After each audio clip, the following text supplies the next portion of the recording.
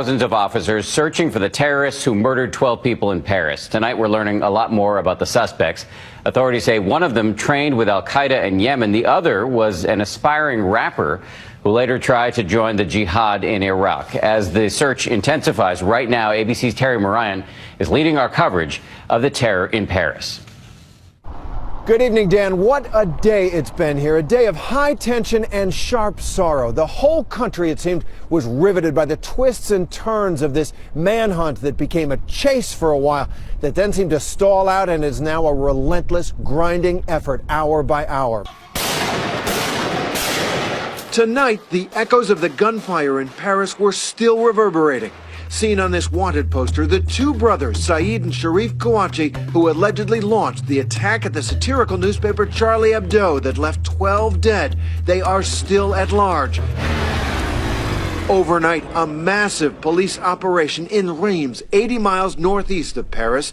Eerie scenes of snipers and SWAT teams mingling with locals, but no arrests, no captures. Then this morning, a huge break. A gas station holed up in the village of Villers-Cotterêts. The robbers resemble the Kouachi brothers, the government says. As dusk draws near, the search continues northward to the small villages in and around a huge forest, larger than Paris itself. And ABC's Alex Marquardt was there. These assault teams are going methodically door to door, their guns at the ready, looking for these two suspects, a scene that is playing out in villages all across this area. And new details of the attack itself emerging. The cartoonist who was forced at gunpoint to let the killers into the Charlie Hebdo offices hid with her daughter under a desk and was spared. Another contributor to the newspaper was supposed to be there that morning, but overslept. And the chilling aftermath captured in this photo. But also new details about the attackers themselves. For all the cold-blooded, methodical precision of their attack, when you look at the tight cluster of the bullet marks on the windshield of the police car, they have a very tight cluster of shots right at the target. They're not shooting wildly. These are people who know what they're doing. The gang entered and called name by name, and they were shot at the head. It was, in the end, a rookie mistake that allowed authorities to identify them.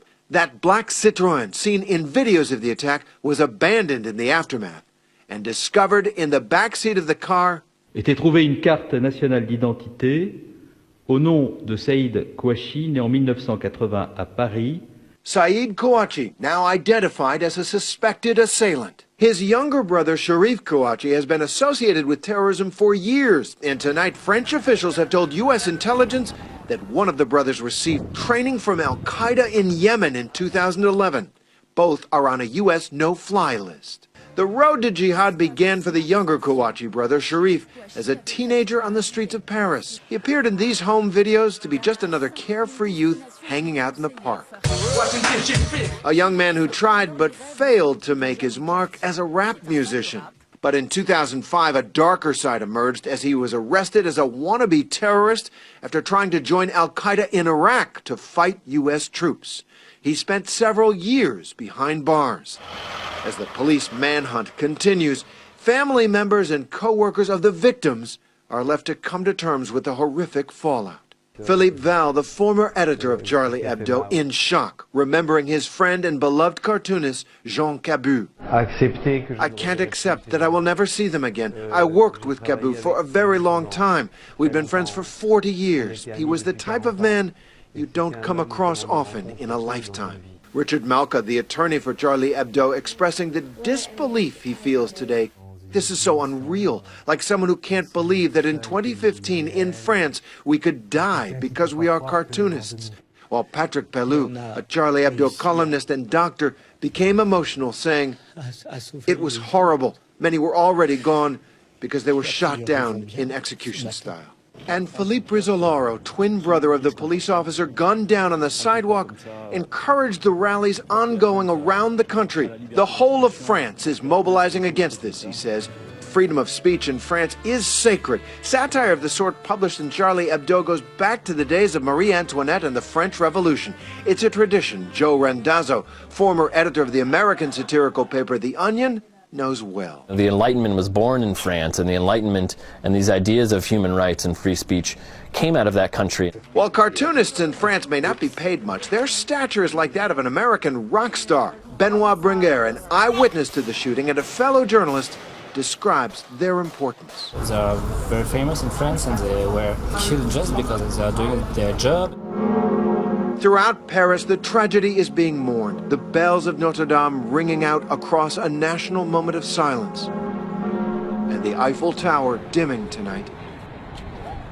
In the face of the terror, cartoonists around the world are showing their solidarity in their sketches, even drawing comparisons to September 11th. But it's not only cartoons from overseas that receive the attention of those who want to cause harm. Reaction to satirical headlines in American papers can be just as dark. We would get a lot of death threats or threats of violence. One of the most famous American satirists, Conan O'Brien, gave a decidedly sober commentary on the events. In this country, we just take it for granted that it's our right to poke fun at the untouchable or the sacred. But today's tragedy in Paris reminds us very viscerally that it's a right some people are inexplicably forced to die for. The ideas in Charlie Hebdo will live on. The remaining staff of the paper announced that they would put out an issue next week. Charlie Hebdo lawyer Richard Malka declared, "They won't win. They didn't kill Charlie Hebdo. They made it a magazine immortal that is known today in every country in the world." The paper normally prints 30,000 copies, but this week it plans to print 1 million. And Malka hopes that 1 million, quote, won't be enough.